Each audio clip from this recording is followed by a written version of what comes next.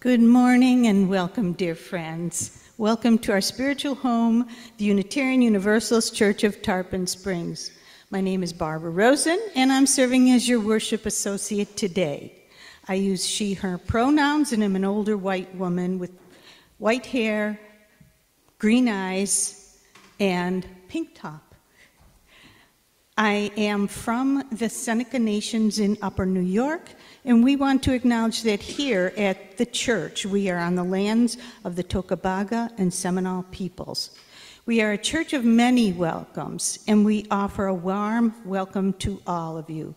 This is a liberal community for all ages, promoting spiritual growth, social justice, and the arts. To learn more about our events, our church calendar's on our website, uutarpon.org, or we'd be happy to talk with you during the coffee hour. For those present with us in the building, we have connection cards available in the pews near the hymnals. If you fill one out, we will be able to keep in touch with you. You can also send us an email at membership@uutarpon.org to get connected. There are also small cards near those welcome cards, and they are to write any joys and concerns if you would like to share one, but do it in writing. You prefer to do it in writing. Our minister, Reverend Kristina Spaude, will lead today's service, Justice and Equity for Everybody. Bonnie Whitehurst and our choir will provide our music. The first piece, May Nothing Evil Cross the Door, number 1 in the gray hymnal.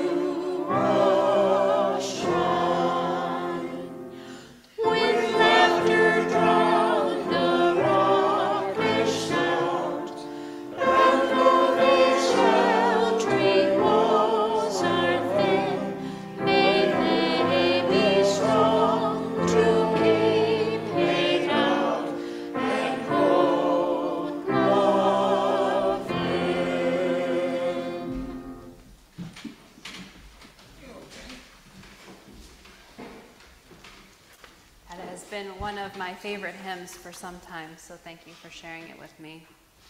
I am the Reverend Kristina Spaude. I use she, her pronouns, and am a white woman. I am tall with shoulder-length curly brown hair parted on one side and blue eyes. Our opening words this morning come from Sean Neil Barron. This is Your Body is Welcome Here. Your body is welcome here, all of it. Yes, even that part, and that part, and yes, even that part. The parts you love and the parts you don't. For in this place we come with all that we are, all that we have been, and all that we are going to be. Our bodies are constantly changing, cells die and cells being reborn. We respond to infections and disease. Sometimes we can divorce them from our bodies, and other times they become a permanent part of us. Your body and all that is within it, both wanted and not wanted, has a place here. Our bodies join in a web of co-creation, created and creating, constantly changing us. Scarred and tattooed, tense and relaxed, unfamiliar and intimate, formed in infinite diversity of creation, your body is welcome here, all of it. So take a moment and welcome it. Take a moment to feel in it. Take a moment to be in it. Come, let us worship together.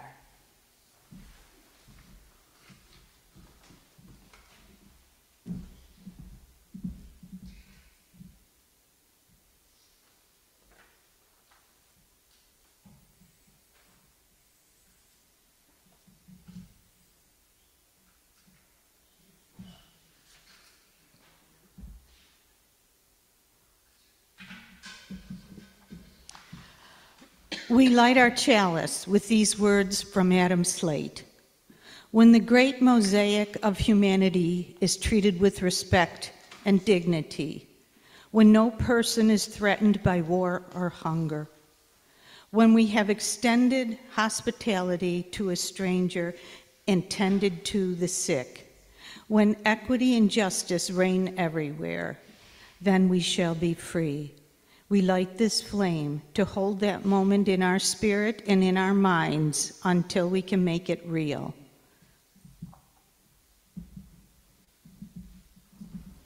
We recently had a suggestion to add the covenant, this congregation's covenant, into our order of service, and so we are going to share that with you this morning. There should be slides for it, yes? Okay, perfect. It's a unison. We're going to treat it as a unison reading, and if you are new here, you are under no obligation to read it with us. We strive to look for and encourage the best in each other as we move toward justice, peace, and love for both ourselves and the world.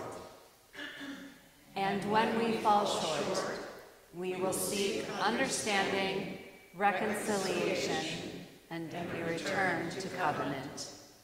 Now Bonnie and our choir will lead us in Spirit of Life, hymn number 123 in the gray hymnal.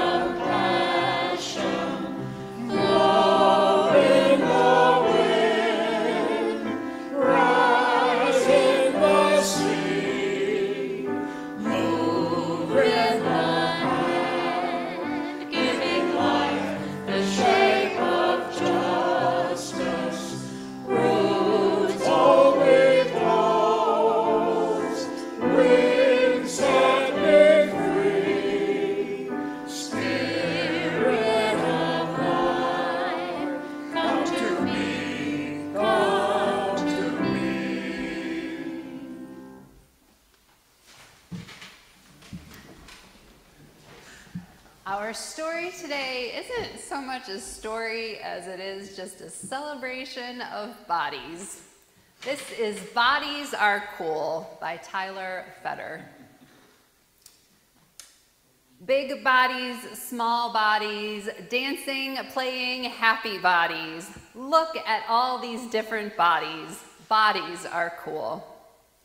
Lanky bodies, squat bodies, tall, short, wide, or narrow bodies, somewhere in the middle bodies. Bodies are cool.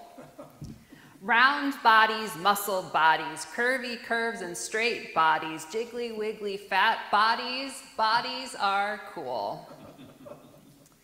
dark skin, olive skin, every shade of brown, pinky pale or peach skin, bodies are cool. Poofy hair, wavy hair, springy curls and flat hair, lots of hair and no hair, bodies are cool. Leg hair, armpit hair, fuzzy lip and chin hair, brows meet in the middle hair, bodies are cool. Hazel eyes, brown eyes, monolids and round eyes, blind and wearing glasses eyes, bodies are cool. Crooked faces, bump-nosed faces, flat nose, full lip, gap-toothed faces, stick-out ears and thin lip faces, bodies are cool. Freckled bodies, dotted bodies, rosy patched or speckled bodies, dark skin swirled with light skin bodies, bodies are cool. Hairy fingers, wrinkly fingers, dimpled elbows, chubby fingers, wobbly arms and stubby fingers, bodies are cool. Soft tummies, saggy tummies, flat or sticky outie tummies, innies, outies, pregnant tummies, bodies are cool. Thick legs, scrawny legs, knobby knees and long legs, roll up to the table legs, bodies are cool. Faint scars, bold scars, stripes from getting bigger scars, marks that tell a story scars, bodies are cool. This body, that body, his, her, and their body, however you define your body, bodies are cool. Growing bodies, aging bodies, features rearranging bodies, magic ever-changing bodies, bodies are cool. My body, your body, every different kind of body, all of them are good bodies, bodies are cool. While we do not have any children in the sanctuary with us, we do have a child with us today, and so we are still going to sing our hymn to sing the children out, number 413 in the gray hymnal, Go Now in Peace, to celebrate their time and programming with Anahis this morning.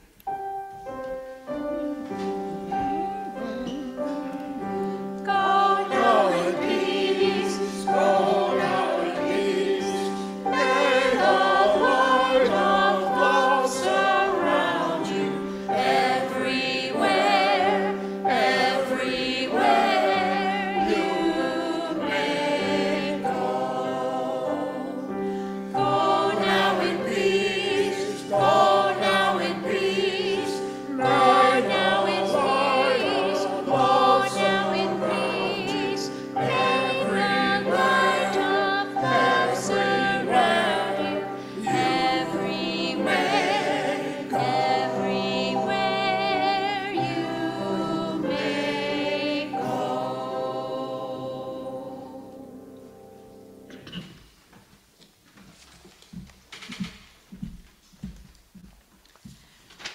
Now is the time in the service where we take our offering for the work and welfare of this church. This month, the Social Justice Council is asking for donations for the navigators. For those at the church, there are plain envelopes in the pews to use if you donate cash, and you can write your name on the envelope if you'd like. For those at home, please go to our website, uutarpon.org, click the donate button, and select Social Justice Give the Plate. The offering will now be given and received. And the next piece of music, I Sing the Body Electric.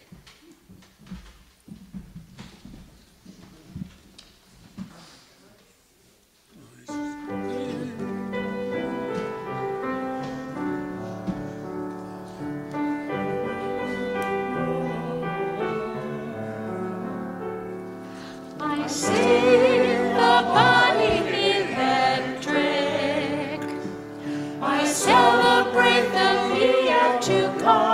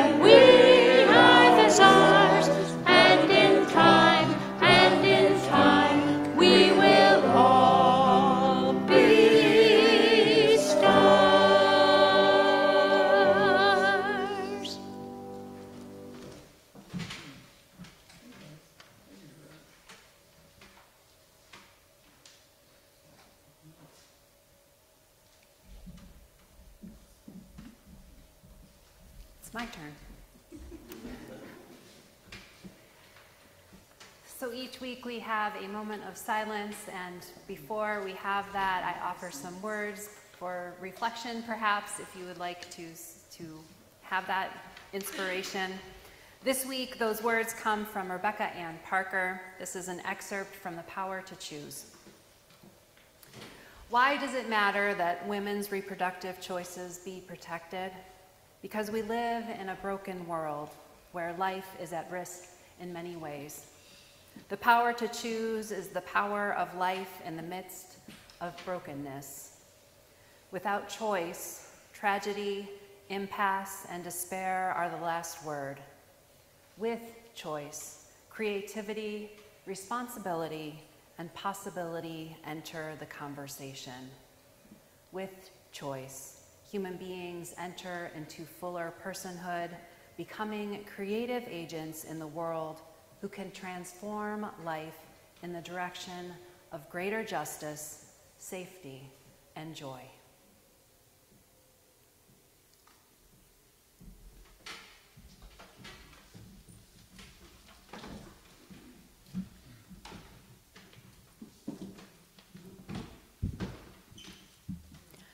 Our song is in a hymnal. It's in your teal hymnal. Oh, that was the silence. Yep. Oh, I broke the silence. Sorry, I was confused when you sat down. Yeah, me too. And you looked at me. I don't know, I am off this morning.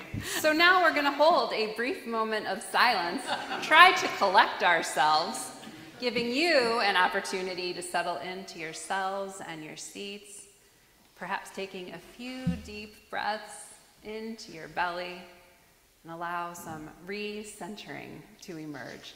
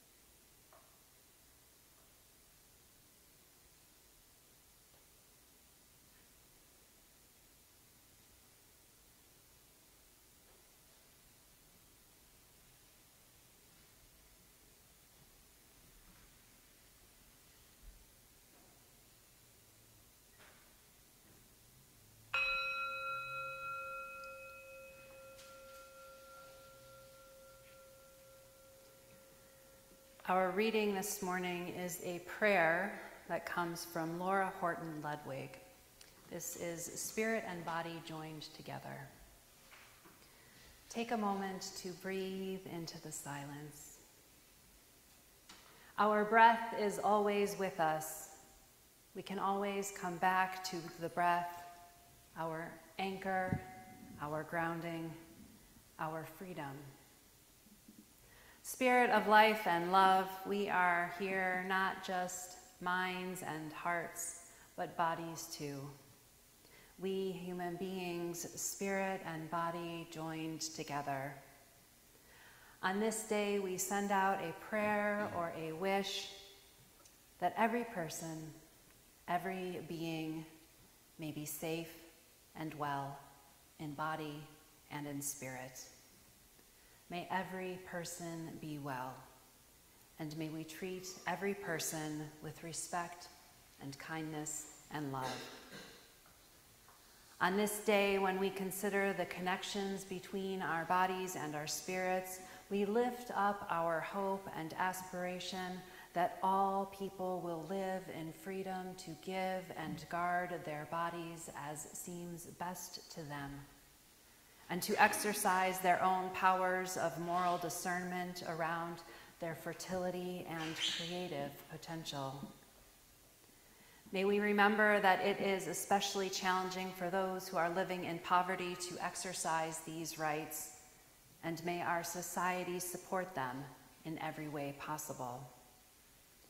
We say a special prayer for all those who have experienced violence or abuse, and any other form of damage to their being, which is so precious. May they know safety and healing. For all of us, may our physical being be a source of delight and well-being as we live in this world. May every being be safe and well in body and in spirit. May every person be well, and may we be vessels of compassion for everyone we meet. Amen. Now, we're going to sing hymn number 1002 in the teal hymnal, Comfort Me.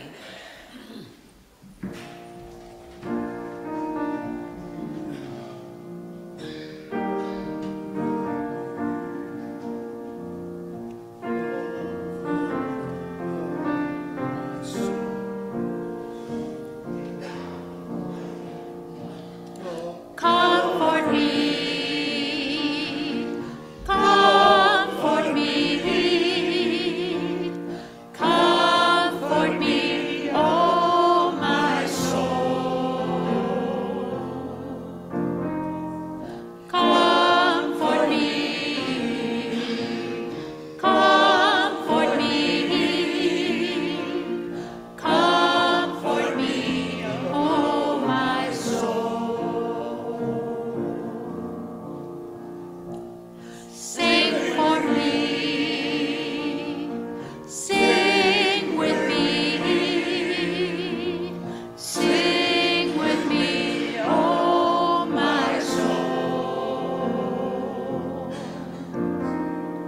Sing with me, sing with me, sing with me, oh my soul. Speak with me, speak for me, speak for me, oh my soul. Speak for me,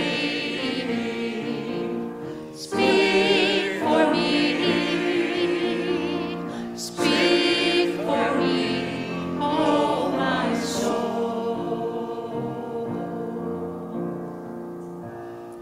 Dance with me, dance with me, dance with me, oh my soul. Dance with me, dance with me, dance with me, oh my soul.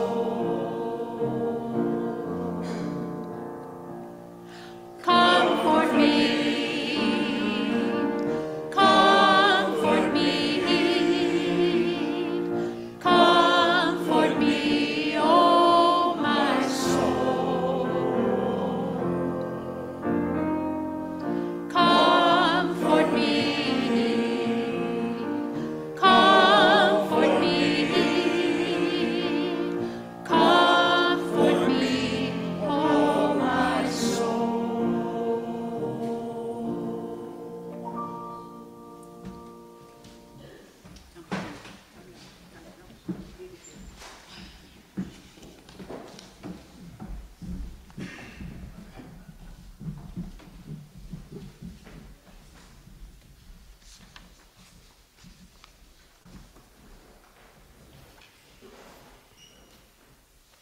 Last month, I began preaching about the tactics of fascist politics and how they are affecting our country and even our congregations.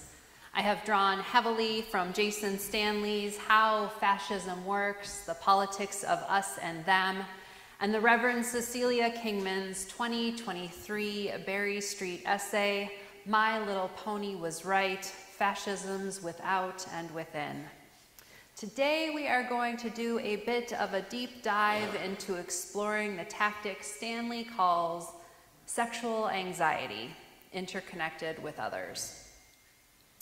Again, there are 10 tactics in total, all of which feed off of and into each other and are used to divide us further.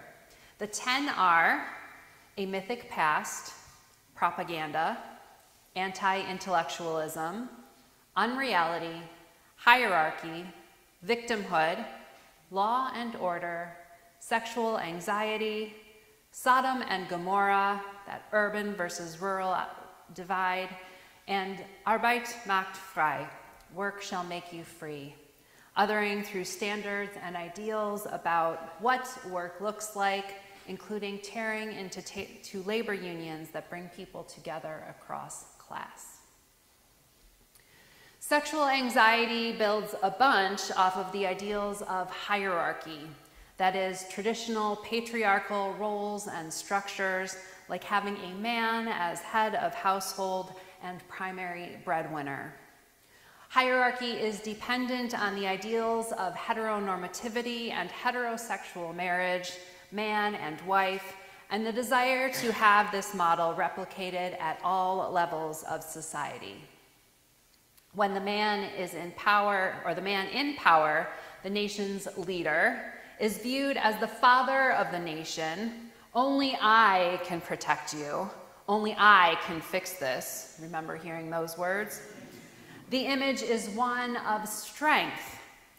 Any threat to patriarchal manhood and the traditional, that is, heteronormative family, is a threat to the leader's image as strong.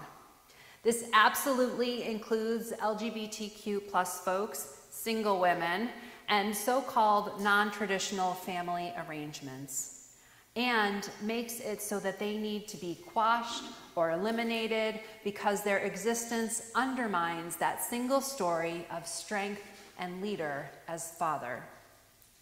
We've seen this pointedly in US history with the untrue claims of rape by black men and boys of white women and girls. Lynchings happened regularly because of these false claims. White people in general have believed that rape was a common problem with a justifiable outcome because, as Stanley writes, that would make rational sense of the fear and anxiety they felt over the potential loss of status associated with accepting their black fellow citizens as equals. That is, distress about one thing, especially one thing that's not acceptable to be openly distressed about, is redirected at something else that is considered more acceptable. We saw this with Trump's famous early campaign propaganda about Mexican immigrants crossing the border who he called rapists. This rhetoric was taken as truth by people across the country and was used to vilify immigrants of whatever non-white origin, including children and refugees. The US doesn't have exclusive rights on this tactic. Stanley references the ethnic cleansing assault in Myanmar of the Rohingya people, a minority Muslim population.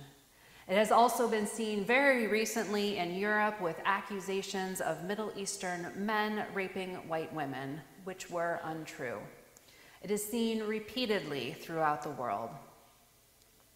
Again, where there is already stress and anxiety in a system like the American populace, due to any single or group of factors like a pandemic or economics, this tactic gets used against a variety of groups. This is one reason why we've seen so much demonization of trans folks, with the introduction of bathroom bills as one example, that require people, including children, to only use the restroom that correlates with their sex assigned at birth on their birth certificates. The argument has been made that trans folks are sexual predators and sexual deviants. This connects with Stanley's identified tactic of law and order. We make certain categories of people illegal so that we can understand the created need to protect ourselves from them. Trans women in particular are especially targeted because of the belief that they have chosen femininity which threatens patriarchal ideals of roles. Stanley quotes from Julia Serrano's book, Whipping Girl. In a male-centered gender hierarchy where it is assumed that men are better than women and that masculinity is superior to femininity, there is no greater perceived threat than the existence of trans women, who despite being male and inheriting male privilege, choose to be female instead.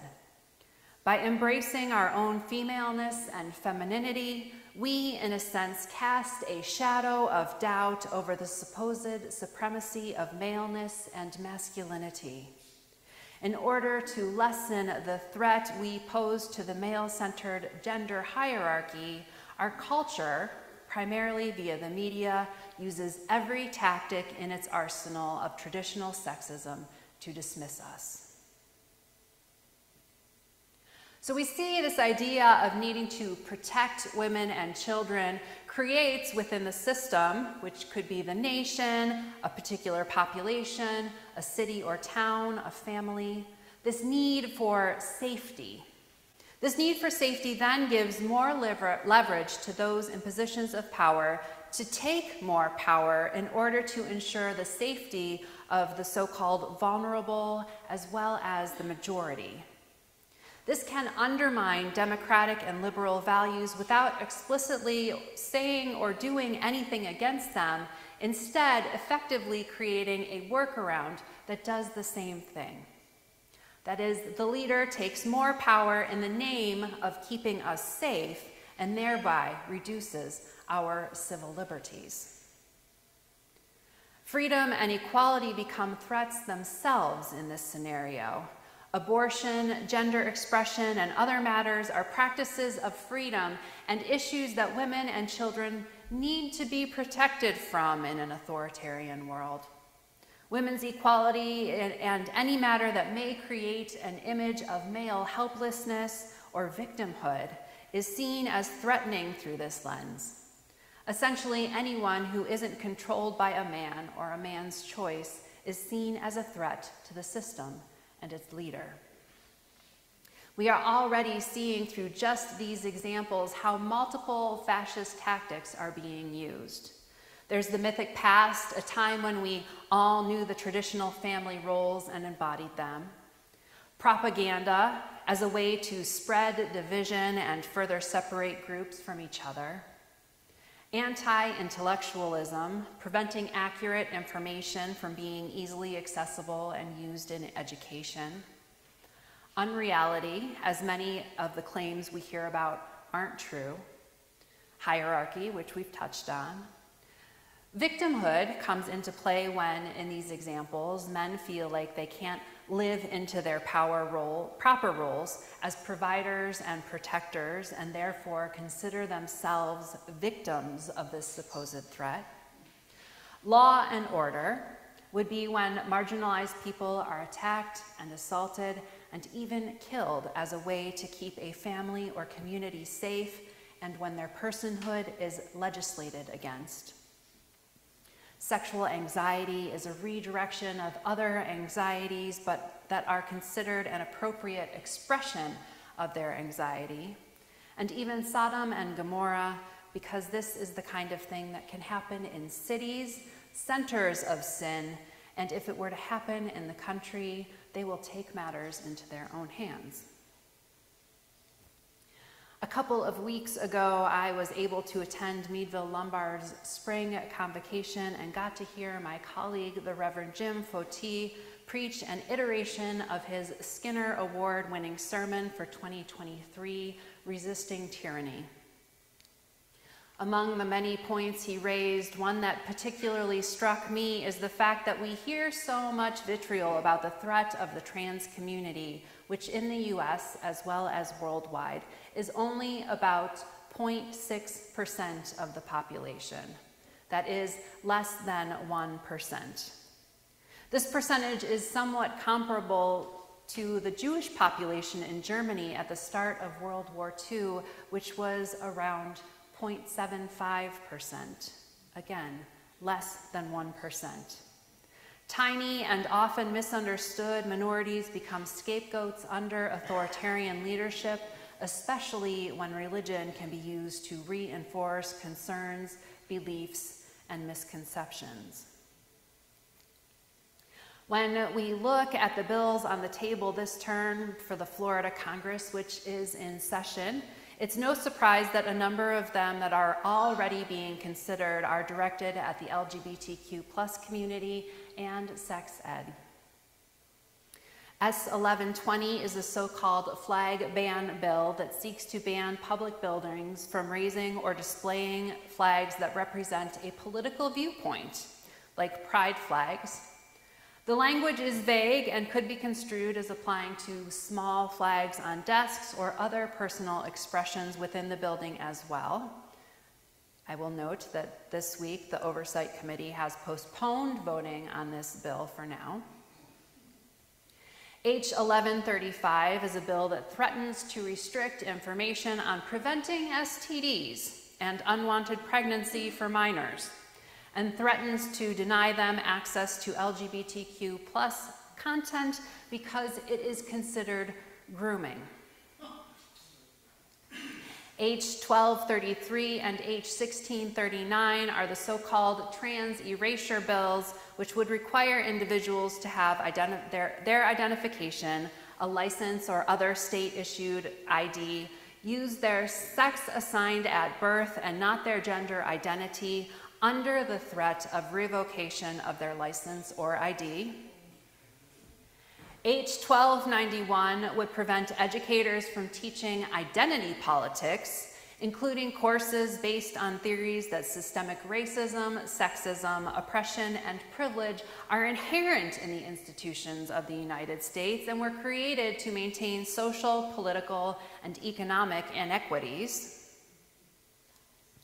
H 651 and S 476 targets abortion providers, abortion-seeking patients, and people who help them by allowing lawsuits for wrongful death of an unborn child, and would allow partners or ex-partners to potentially seek damages, including for survivors of domestic violence, which is why this bill is being referred to as the Abuser Empowerment Act. And H 415 and S 436, which would require the Florida Department of Health to create a website using a third-party vendor that features anti-abortion pregnancy centers. I'm sure there are more in the works, but there are so many bills that I, like you, I'm sure, depend on others to learn about what's coming up. If you haven't already and you're looking for a resource, I highly recommend signing up for UU Justice Florida's email list if that is of interest to you. They send emails out with summaries every day that subcommittees and committees meet as the bills work their way through Congress.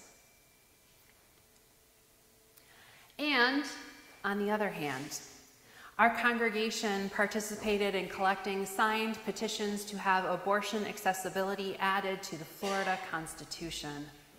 While this needs to be addressed by the state Supreme Court, because of course it does, I don't even understand why, I want to share that this was a statewide and bipartisan effort.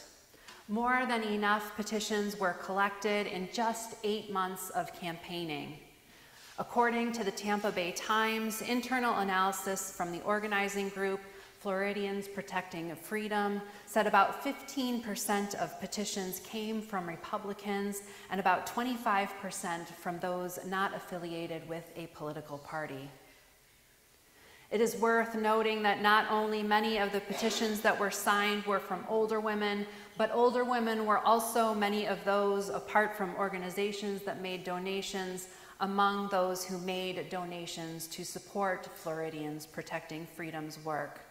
Women who remember what the pre-Roe days were like, how terrifying it was to be a woman at that time.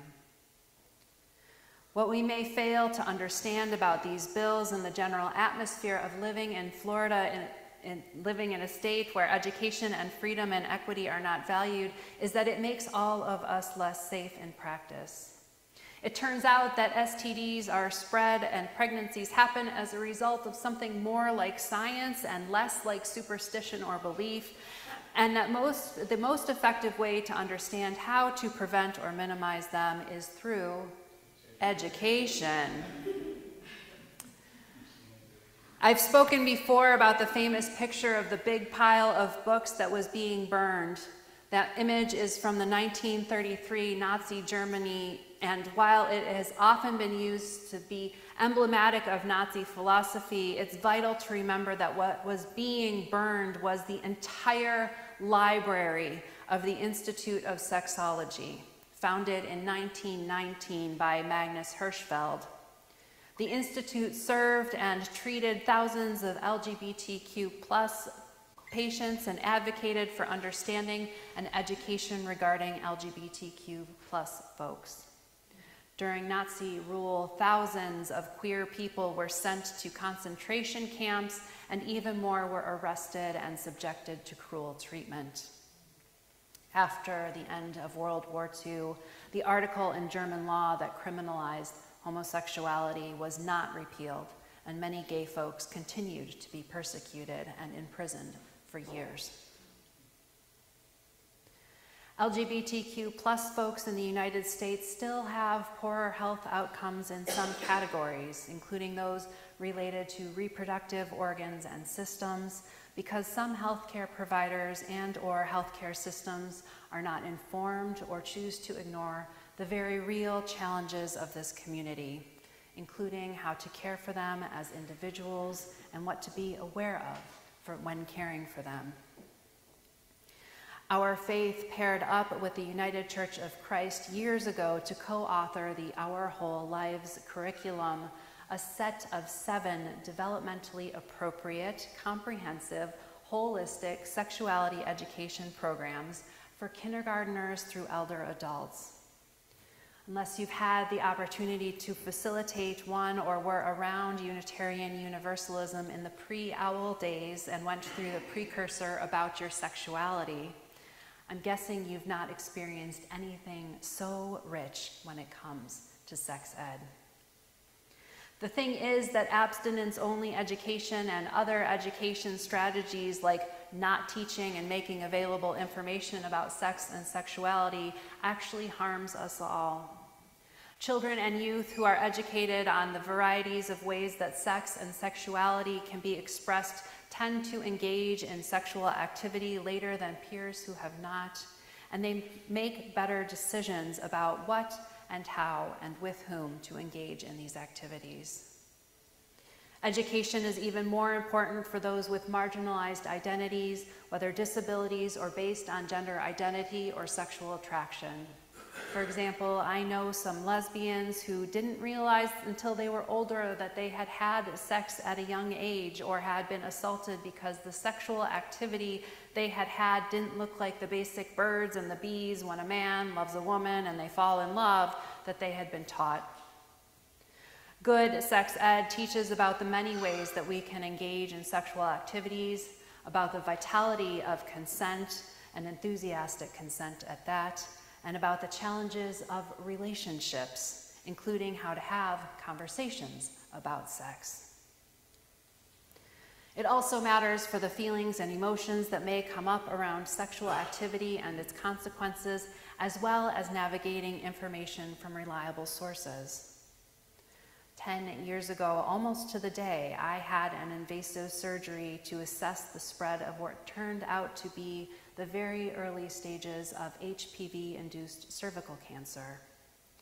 Knowing that I had it was a really difficult experience because at first, A, the doctor didn't tell me that I had cancer, B, that I didn't know that there were over 140 different strains of HPV, and that 4 of them cause different kinds of cancers, and that the virus is spread through mucous membranes, which means that it's virtually impossible to prevent its spread, which is why that there are vaccines available now for the strains that can cause cancer, and why it's so important for our young people to get them. I have always gone regularly for my annual screenings, thank goodness, but not everyone does. in part because not everyone understands the importance of doing so, because many haven't had good sex ed. So here's your reminder that whatever parts you have, get them checked. It matters. All of our bodies are equally deserving of care from ourselves and those who help and support us in our life journeys, especially those in medical professions. We all deserve to have choices about how and when our bodies are cared for and to be treated with dignity and respect. We all deserve access to good information that helps us make good decisions about how we care for ourselves and help keep us safe. I am heartened by the pushback on limiting abortion bans that we're seeing and hope that we will see more pushback on these other issues. Together, we can help us all get what we need to take care of the blessings of our bodies, that they may continue to bless us for years to come. And may we remember we are all far more interconnected than we might realize, and that what is good for the most marginalized among us will benefit us all. If you would please join me in singing our closing hymn in the Teal Hymnal, number 1053, How Could Anyone?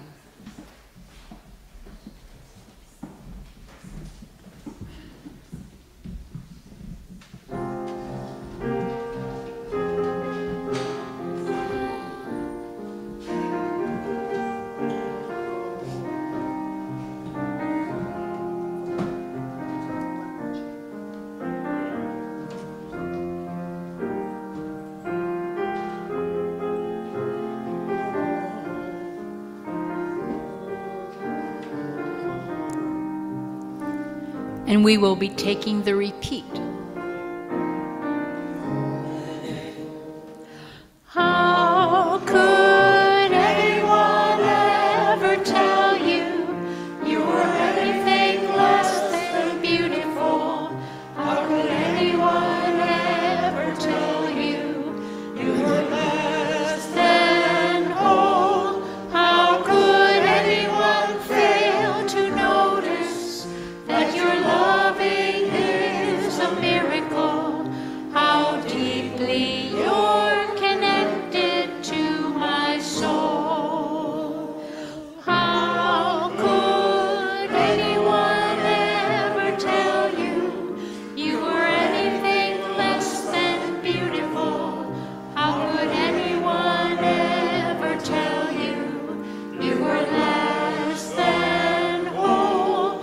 How could anyone fail to notice that your loving is a miracle?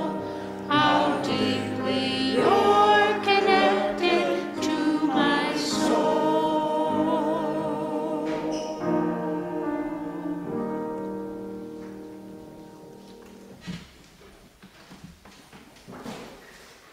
In The Gift of Faith, Jean Harrison Newyar has written, in the lore of ancient China, there's a story of a philosopher who was asked, where is the road called hope? He replied, it does not exist, but as people move upon it, it comes into being. I invite you to continue moving forward on this path, this journey of hope and justice for all with me.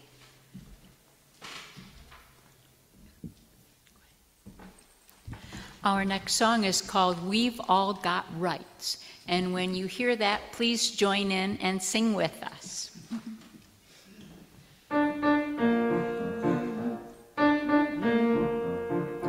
I got rights. You got rights. We've all got rights. We've all got rights. Gotta have a home, gotta be well fed, have a place to learn, and rest your head. We've all got rights. We've all got rights.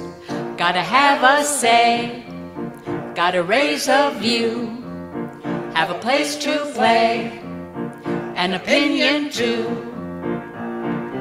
We've all got rights.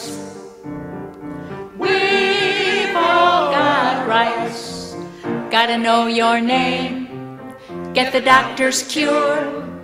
Don't be pushed around anymore. We've all got rights. We've all got rights.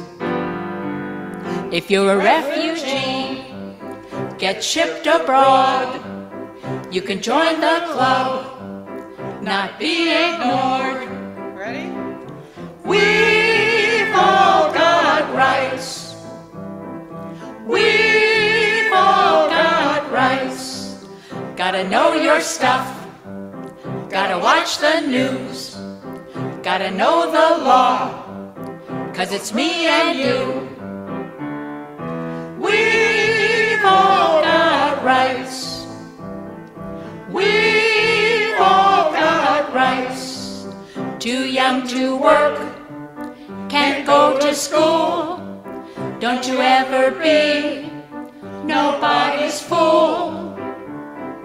We've all got rights.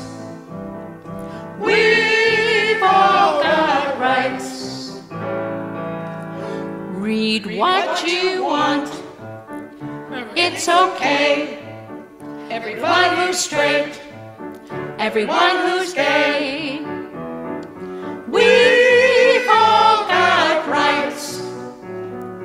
We've all got rights. gotta be so proud, gotta have some joy, gotta seek the truth, every girl and boy. We've all got rights. We've all got rights. We've all got rights.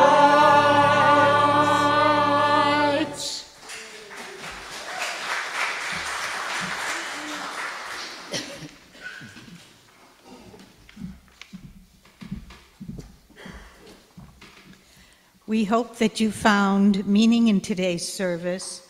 We close with these words from Katie Silvani Gelfand. We call forth the life of our faith by lighting our chalice. This spark of new beginnings invites us into a sacred space to reflect where we have been and where we are going. Even knowing that this particular flame will intentionally end with our ritual extinguishing, we fear not its end, for we know with brave hearts that from every ending of our lives, we are sent forth to make a new